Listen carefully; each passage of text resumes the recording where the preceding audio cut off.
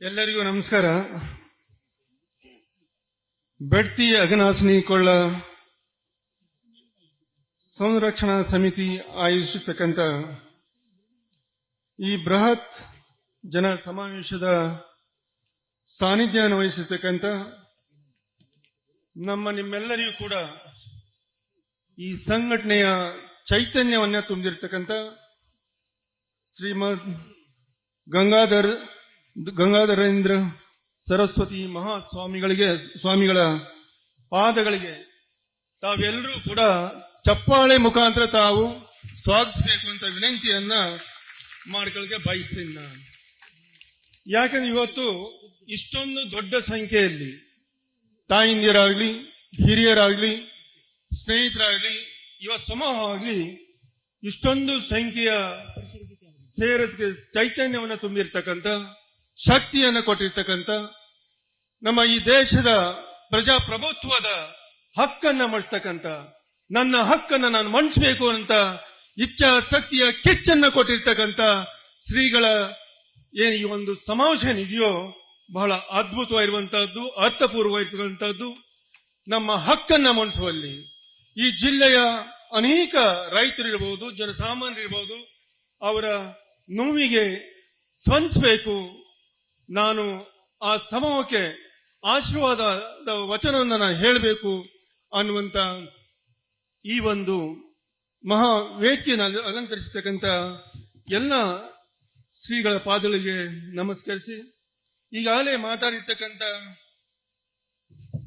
ಮಂತ್ರಿಗಳು ಮತ್ತು ಜಿಲ್ಲಾ ಮಂತ್ರಿಗಳಾಗಿರ್ತಕ್ಕಂಥ ಶ್ರೀಯುತ ಮಹಂಕಾಳ್ ವೈದ್ಯ ಅವರೇ, ಹಿಂದಿನ ಶಾಸಕರು, ಮಂತ್ರಿಗಳು ಮತ್ತು ಇಂದಿನ ಸಂಸದರಾಗಿರ್ತಕ್ಕಂಥ ಹಿರಿಯರಾಗಿರ್ತಕ್ಕಂಥ ಶ್ರೀಯುತ ವಿಶ್ವೇಶ್ವರ ಹೆಗಡೆ ಕಾಗೇರಿ ಅವರೇ, ಸ್ನೇಹಿತರಾಗಿರ್ತಕ್ಕಂಥ ಯಲ್ಲಾಪುರ ಶಾಸಕರಾಗಿರ್ತಕ್ಕಂಥ ಶ್ರೀಯುತ ಶಿವರಾಮ್ ಹೆಬ್ಬಾರ್ ಸರ್ ಅವರೇ, MLC ಆಗಿರ್ತಕ್ಕಂಥ ಶಾಂತಾರ ಸಿದ್ದಿ ಅವರೇ, ಈಗಾಗಲೇ ಅನೇಕ ವಿಚಾರಗಳನ್ನ ಮಾತಾಡಿರ್ತಕ್ಕಂಥ ಪ್ರೊಫೆಸರ್ BM ಕುಮಾರಸ್ವಾಮಿ ಅವರೇ, ವೇದಿಕೆ ಮೇಲಿರ್ತಕ್ಕಂಥ ಎಲ್ಲ ಹಿರಿಯರೇ ಹಾಗೂ ಇಲ್ಲಿ ಸೇರ್ತಕ್ಕಂಥ ಜನ ಸಮೂಹರು, ಈಗಾಗಲೇ ಅನೇಕ ವಿಚಾರಗಳನ್ನ ಶ್ರೀಗಳಿಂದ ಹಿಡಿದು ಎಲ್ಲರೂ ಕೂಡ ಅವರವರ ವಿಚಾರವನ್ನ ಬಹಳ ಮುಕ್ತವಾಗಿ ನಾವೆಲ್ಲ ಶ್ರೀಗಳ ಜೊತೆ ಇದ್ದೀವಿ.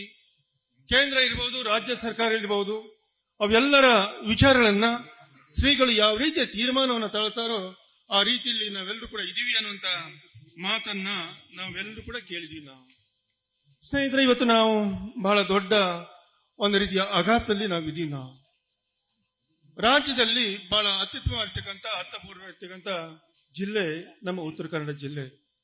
ಬಹಳ ವಿಶಿಷ್ಟವಾಗಿರುವಂತಹದ್ದು. ಇಡೀ ನಾಡಿಗೆ, ಇಡೀ ದೇಶಕ್ಕೆ ಅನೇಕ ರೀತಿಯ ಆರ್ಥಿಕ ಸಂಪತ್ತನ್ನ, ಬೆಳಕನ್ನ, ಶಕ್ತಿಯನ್ನ, ರಕ್ಷಣೆಯನ್ನ ಕೊಡ್ತಕ್ಕಂಥ ಜಿಲ್ಲೆ. ಅದೇನಾದ್ರೂ ಇದ್ರೆ ನಮ್ಮ ರಾಜ್ಯದಲ್ಲಿ, ನಮ್ಮ ಜಿಲ್ಲೆ ಅನ್ನುವಂಥದ್ದನ್ನ ನಾವು ಯಾರು ಕೂಡ ಮರೆಯುವಂತದ್ದಲ್ಲ. ಹೀಗೆ ಅನೇಕ ರೀತಿಯ ಯೋಜನೆಗಳು ನಮ್ಮ ಜಿಲ್ಲೆಗೆ ಬಂದಿರುವಂತಹದ್ದು.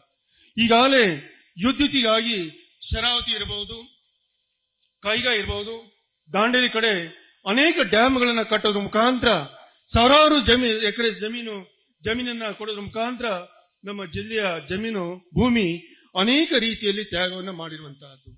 ಇನ್ನು ದೇಶದ ರಕ್ಷಣೆಯಲ್ಲಿ ನಮ್ಮ ಸೀಬರ್ಡ್ ಯೋಜನೆಯನ್ನ ತರೋದ್ರ ಮುಖಾಂತರ ಅಲ್ಲಿ ಕೂಡ ಸಾವಿರಾರು ಎಕರೆ ರೈತನ ಜಮೀನನ್ನ ಕೊಟ್ಟು ಆ ರೈತನಿಗೆ ಸರಿಯಾದ ಒಂದು ರಕ್ಷಣೆ, ಸರಿಯಾದ ರೀತಿಯ ಪರಿಹಾರ ಸಿಗದೆ ಆ ರೈತ ಇವತ್ತು ಒದ್ದಾಡ್ತಿರುವಂತದ್ದು ಕೂಡ ನಾವು ನೋಡ್ತಾ ಇದ್ದೀವಿ. ನಾವು ಹೀಗೆ ಅನೇಕ ರೀತಿಯಲ್ಲಿ ಇವತ್ತು ನೋಡ್ತಾ ಇದ್ದೀವಿ. ನಾವು ಆ ಕಡೆ ಒಂದ್ ಕಡೆ ಕೈಗಾ ಪ್ರಾಜೆಕ್ಟ್, ಒಂದ್ ಕಡೆ ಉಲ್ಲೇಖ ಮಾಡಿದ್ರು ನಮ್ಮ ಮಂತ್ರಿಗಳು. ಇವತ್ತು 1, 2, 3, 4 ಪ್ರಾರಂಭ ಮಾಡಿ 6, 7, 8, 9 ಹಂತದಲ್ಲೂ ಕೂಡ ಇವತ್ತು ಪ್ರಾರಂಭ ಆಗ್ತಾ ಇದೆ. ಈಗ ಅಲ್ಲಿ ಕೂಡ ಸಾವಿರಾರು ಎಕರೆ ರೈತನ ಜಮೀನು ಹೋಗಿ ಅಲ್ಲಿ ಕೂಡ ರೈತ ಬರಡಾಗಿ ಅವನು ಕೂಡ ಜೀವನ ದಿಕ್ಕನ್ನ ತೋರದೆ ಅವನು ಕೂಡ ಸಂಕಷ್ಟ ಇರ್ತಕ್ಕಂಥ ಪರಿಸ್ಥಿತಿ ನಮ್ಮ ಜಿಲ್ಲೆಯಲ್ಲಿ ಇರುವಂತಹದ್ದು. ಒಂದ್ ಕಡೆ ದಾಂಡೇಲಿ, ನಮ್ಮ ಈ ಭಾಗದಲ್ಲಿ ಅನೇಕ ಅಣೆಕಟ್ಟನ್ನ ಕಟ್ಟಿದ್ರು ಕೂಡ ಅನೇಕ ರೀತಿಯ ನಮ್ಮ ಟೈಗರ್ ಪಾರ್ಕ್ ಅನ್ನ ಮಾಡಿ ಅಲ್ಲಿ ಕೂಡ ಸಾಕಷ್ಟು ಜಮೀನು, ನಮ್ಮ ಜಿಲ್ಲೆಯ ಜಮೀನು ಹೋಗಿರುವಂತಹದ್ದು. ಹೀಗೆ ಅನೇಕ ರೀತಿಯಲ್ಲಿ ಅನೇಕ ಯೋಜನೆಗಳಿಗೆ ಈ ರೀತಿಯ ಭೂಮಿ ಹೋಗ್ಬಿಟ್ರೆ ನಮ್ಮ ಜಿಲ್ಲೆಯಲ್ಲಿರ್ತಕ್ಕಂಥ ಜನಸಾಮಾನ್ಯರು ಮಾಡೋ ಗತಿ ಏನು? ನಮ್ಮ ಜಿಲ್ಲೆಯಲ್ಲಿರ್ತಕ್ಕಂಥ ರೈತರ ಗತಿ ಏನು? ಕೂಲಿಕಾರರ ಗತಿ ಏನು? ಅವರ ಹೊಟ್ಟೆ ಪಾಡಿಗಾಗಿ ಸ್ವತಂತ್ರ ಬರೋ ಪೂರ್ವದಲ್ಲೇ ಅತಿಕ್ರಮಣ ಮಾಡ್ಕೊಂಡು ಅವರ ಜೀವನವನ್ನ ಕಟ್ಕೊಂಡಿರ್ತಕ್ಕಂಥ ಆ ವರ್ಗದ ಜನಗಳ ಗತಿ ಏನು, ಇದು ಯಾವುದೂ ಯೋಚನೆಯನ್ನು ಮಾಡ್ತಾನೆ, ಯಾವುದೋ ಒಂದು ಸ್ಪಂದನೆ ಇಲ್ದೇನೆ ಈ ರೀತಿಯಲ್ಲಿ ಹಲವಾರು ವರ್ಷಗಳಿಂದ ಈ ನದಿ ತೀರವನ್ನು ಮಾಡಬೇಕು ಅಂತ ಚಿಂತನೆ ಇರ್ತಕ್ಕಂಥ ಅನೇಕ ಮುತ್ಸದ್ದಿಗಳು ಈಗಾಗಲೇ ಕುಮಾರಸ್ವಾಮಿ ಒಂದು ಮಾತನ್ನ ಹೇಳಿದ್ರು. ನಾವು ಕಾಗೇರಿ ಸಾಹೇಬ್ ನೋಡಿ ಕೇಳ್ತಾ ಇದ್ವಿ. ನಾವು ಅದನ್ನ ರಾಜಕಾರಣಿ ಯಾವತ್ತೂ ಬಹಳ ಮಹತ್ವ ಇರ್ತಕ್ಕಂಥ ಪ್ರಜಾಪ್ರಭುತ್ವ. ನಾವು ಜನಗಳಿಂದ ಆಯ್ಕೆ ಮಾಡಿರ್ತಕ್ಕಂಥ ಪ್ರಜೆಗಳಿಂದ ಆಳ್ತಕ್ಕಂಥ ಬಹಳ ಅರ್ಥಪೂರ್ವಕ ಇರ್ತಕ್ಕಂಥ ನಮ್ಮ ದೇಶ ಇದು. ಅಂಥದ್ರಲ್ಲಿ ನಿಮ್ಮಂತ ವೈಜ್ಞಾನಿಗಳು, ನಿಮ್ಮಂತ ವಿಜ್ಞಾನಿಗಳು ಕೊಟ್ಟಂತ ಆಧಾರದ ಮೇಲೆ ಕೆಲವೊಂದು ಕೇಂದ್ರ ಇರ್ಬೋದು, ರಾಜ್ಯ ಸರ್ಕಾರ ಇರ್ಬೋದು, ಯೋಜನೆಯನ್ನ ರೂಪಿಸಿರುವಂತಹದ್ದು. ಆ ಆಧಾರದ ಅಡಿಯಲ್ಲಿ ಇವತ್ತು ಕೇಂದ್ರ ಸರ್ಕಾರ ಇರ್ಬೋದು, ರಾಜ್ಯ ಸರ್ಕಾರ ಇರ್ಬೋದು, ಅವರನ್ನ ಕಾರ್ಯರೂಪಕ್ಕೆ ತರಬೇಕು ಅನ್ನೋಂತ ಹಂತ ಅವರಲ್ಲಿ ಇರಬಹುದು. ಆದ್ರೆ ನಮ್ಮ ನೋವನ್ನ ಯಾರ ಹತ್ರ ಹೇಳ್ಬೇಕಾಗತ್ತೆ? ನಮ್ಮ ನೋವನ್ನ, ನಮ್ಮ ಚಿಂತನೆಯನ್ನ ಯಾರ ಹತ್ರ ಹೇಳುವಂತಹದ್ದು? ಅಂತ ಚಿಂತನೆಯನ್ನ ಕ್ರೋಢೀಕರಿಸತಕ್ಕಂತ ಇಂಥ ಗುರುಗಳ ಸಮ್ಮುಖದಲ್ಲಿ ಆ ಚಿಂತನೆಯನ್ನ, ನಮ್ಮ ನೋವನ್ನ ಹೇಳೋದ್ರ ಮುಖಾಂತರ ಈಗ ಬಂದಿರತಕ್ಕಂತ ಹೊಳೆ ನದಿ ತಿರುವ ಏನಿದೆಯೋ ಅದನ್ನ ವಿರೋಧವನ್ನ ಮಾಡಬೇಕು, ಅದನ್ನ ದೂರ ಇಡಬೇಕು. ಅದು ಯಾವುದೇ ಯೋಜನೆ ನಮ್ಮ ಜಿಲ್ಲೆಗೆ ಬರಬಾರದು. ನಮ್ಮ ಜಿಲ್ಲೆಗೆ ಬಂದ್ರೆ ಮುಂದಿನ ಗತಿ ಏನು? ನಮ್ಮ ಜಿಲ್ಲೆಗೆ ಬರೋದನ್ನ ನಾನು ಹೇಳಿದೆ. ನಾನು ಮೊನ್ನೆ ಕೂಡ ನಾನು ನನ್ನ ಪತ್ರಿಕಾಗೋಷ್ಠಿಯಲ್ಲಿ ಕೂಡ ನಾನು ಹೇಳಿದೆ. ನಾನು ಅನೇಕ ವಿಚಾರಗಳನ್ನ ಹಂಚಿಕೊಂಡಿದ್ದೀನಿ. ನಾನು ಅಂತ ಯೋಜನೆಯನ್ನು ತರುವ ಪೂರ್ವದಲ್ಲಿ ನಮ್ಮ ಜಿಲ್ಲೆಯಲ್ಲಿ ಇರ್ತಕ್ಕಂಥ ಜನಗಳ ಸ್ಥಿತಿಗತಿ ತಾವು ಅರಿತಿಲ್ಲ ಅಂತಂದ್ರೆ, ನೋವನ್ನ ಆಲಿಸಿಲ್ಲ ಅಂತಂದ್ರೆ, ಮುಂದೆ ನಮ್ಮ ಈ ಭಾಗ ಇರ್ತಕ್ಕಂಥ 10-20 ಲಕ್ಷದ ಜನರ ನೋವನ್ನ ಕೇಳಿಲ್ಲ ಅಂತಂದ್ರೆ ನಮ್ ಗತಿ ಏನಾಗಬೇಕಾಗತ್ತೆ? ಅದು ಆಗ್ಬಾರ್ದು.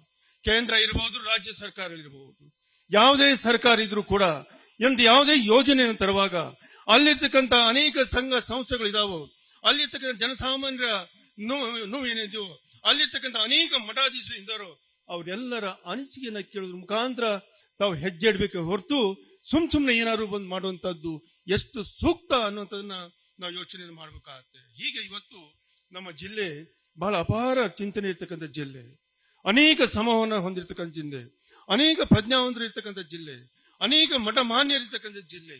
ಇಂಥ ಜಿಲ್ಲೆಯಲ್ಲಿ ಈ ರೀತಿಯ ನದಿ ತಿರುವನ್ನ ಮಾಡ್ತೀನಿ, ನದಿ ನೀರನ್ನ ನಾನು ತಾಂಡೇ ಹೋಗ್ತೀನಿ ಅನ್ನುವಂತ ಮಾತುಗಳು ಕೂಡುದು ಅಂತ ಮಾತನ್ನು ಕೂಡ ಮೊನ್ನೆ ನಡೆದಂತ ಪತ್ರಿಕಾಗೋಷ್ಠಿಯಲ್ಲಿ ಕೂಡ ನಾನು ಹೇಳಿದ್ದೇನೆ. ನಾನು ಹೀಗೆ ನಾವು ಅನೇಕ ರೀತಿಯಲ್ಲಿ ನಮ್ಮ ಜಿಲ್ಲೆಯ ಭೂಮಿಯನ್ನು ಕೊಟ್ಟಿರ್ತಕ್ಕಂಥ, ರಾಜ್ಯ ಮತ್ತು ಕೇಂದ್ರ ಸರ್ಕಾರ ಕೊಟ್ಟಿರ್ತಕ್ಕಂಥ ಭೂಮಿಯನ್ನು ತ್ಯಾಗ ಮಾಡ್ತಕ್ಕಂಥ ಜಿಲ್ಲೆಗೆ ಈ ರೀತಿಯ ನದಿ ತಿರುವನ್ನ ಮಾಡ್ತೀನಿ ಅನ್ನುವಂತ ಮಾತುಗಳು ಬರ್ದನೆ ನಮ್ಮ ಜಿಲ್ಲೆಯಲ್ಲಿರ್ತಕ್ಕಂಥ ಆಗು ಹೋಗುಗಳಿಗೆ ನೀವು ಸ್ಪಂದಿಸಬೇಕಾಗತ್ತೆ. ಹೌದು, ಒಂದ್ ಕಡೆ ನಮ್ಮ ಅನೇಕ ಅಡಿಕೆ ಬೆಳೆಗಾರಿದ್ದೀವಿ. ನಾವು ಅಡಿಕೆ ಬೆಳೆಗಾರಿದ್ದಂತ ಸಂದರ್ಭದಲ್ಲಿ ಅನೇಕ ವರ್ಷಗಳನ್ನ ಇವತ್ತು ಬೇರು ಹುಳ ಬಂತು, ಎಲೆ ಚುಕ್ಕೆ ರೋಗ ಬಂತು, ಒಂದ್ ಕಡೆ ಹಳದಿ ರೋಗ ಬಂತು, ತೋಟನೇ ಇವತ್ತು ನಾಶ ಆಗ್ತಾ ಇದ್ವು. ಈಗ ಅನೇಕ ರೈತರ ಭೂಮಿಯ ನಿರ್ವಹಣೆಗಾಗಿ ಅಥವಾ ಬದುಕಿಗಾಗಿ ಸಾಲ ಮೂಲ ಮಾಡಿರುವಂತದ್ದು ಕೂಡ ಸಾಲ ಕಟ್ಟೋದಲ್ಲ, ಬಡ್ಡಿ ಕಟ್ಟೋದಲ್ಲ, ಮುಂದೆ ಜೀವನ ಮಾಡೋದು ಕಷ್ಟ ಅನ್ನುವಂತ ಒಂದು ಮನವಿಯನ್ನ ಇವತ್ತು ಕೊಟ್ರಿ. ಈಗ ಹೌದು, ಸಾಲವನ್ನ ಮನ್ನಾ ಮಾಡಿ ಅಂತ ಮನವಿಯನ್ನು ಕೊಟ್ರಿ. ಈಗ ಇಂಥ ಸಂಕಷ್ಟದ ಪರಿಸ್ಥಿತಿಯಲ್ಲಿ ಇಂಥ ಒಂದು ಯೋಜನೆಯನ್ನ ಕೈ ಬಿಡಬೇಕು ಅನ್ನೋ ಚಿಂತನೆ ಇವತ್ತಿನ ಮಹಾ ಸಭೆ ಏನಿದೆಯೋ ಅದಕ್ಕೆ ಒತ್ತು ಕೊಟ್ಟು ನಾನು ಕೂಡ ಶ್ರೀಗಳ ಮುಂದೆ ಹೇಳಕ್ಕೆ ಬಯಸ್ತೀನಿ. ನಾನು ಯಾವುದೇ ಕಾರಣಕ್ಕೆ ಈ ಯೋಜನೆ ಆಗಬಾರದು, ಯಾವುದೇ ಕಾರಣಕ್ಕೆ ಯೋಜನೆ ಆಗಬಾರದು. ಹೌದು, ನಾನು ಕೂಡ ಇದನ್ನ ನಾನು ಇವತ್ತು ಶಾಸಕ ಆಗಿರಬಹುದು, 2.5 ವರ್ಷ ಶಾಸಕ ಆಗಿರ್ಬೋದು ನಾನು. ಆದ್ರೆ ನಿಮ್ಮ ಹಾಗೆ ನಾನು ಒಬ್ಬ ಕೃಷಿಕನ ನೋವನ್ನ ಕಂಡಿರ್ತಕ್ಕಂಥ ವ್ಯಕ್ತಿ. ನಾನು ಅಧಿಕಾರ ಬರುತ್ತೆ ಹೋಗುತ್ತೆ, ಆದ್ರೆ ಈ ಯೋಜನೆಗೆ ಮಾತ್ರ ಶಾಶ್ವತವಾಗಿ ಒಂದು ಇಂತಿಸ್ತ್ರೀನ ಹಾಕ್ತಕ್ಕಂಥ ವ್ಯವಸ್ಥೆ ಮುಂದೆ ಆಗ್ಬೇಕು ಅಂತ ವಿನಂತಿಯನ್ನ ಮಾಡೋದಕ್ಕೆ ಬಯಸ್ತೇನೆ ನಾನು. ಹೀಗೆ ಇವತ್ತು ನಮ್ಮ ಶ್ರೀಗಳು ಕರೆ ಕೊಟ್ಟಂತ ಈ ಒಂದು ಸಮಾವೇಶ ಇದೆಯೋ ಬಹಳ ಅದ್ಭುತವಾಗಿ ಅರ್ಥಪೂರ್ವಕ ಇರ್ತಕ್ಕಂಥ ಕಾರ್ಯಕ್ರಮ ಇದು. ಈ ಕಾರ್ಯಕ್ರಮ ಇವತ್ತೇನು ನಾವು ಹಲವಾರು ಜನ ಮಾತನ್ನ ಕೇಳಿ ನಾವೇನು ಚಪ್ಪಾಳೆಯನ್ನು ಹೊಡೆದಿ, ನಾವು ಈ ಚಪ್ಪಾಳೆ ಮಾತ್ರ ಸೀಮಿತ ಇರ್ತಕ್ಕಂಥ ವೇದಿಕೆ ಇದಾಗಬಾರದು, ಈ ಸಮಾವೇಶಗಳು ಆಗಬಾರದು.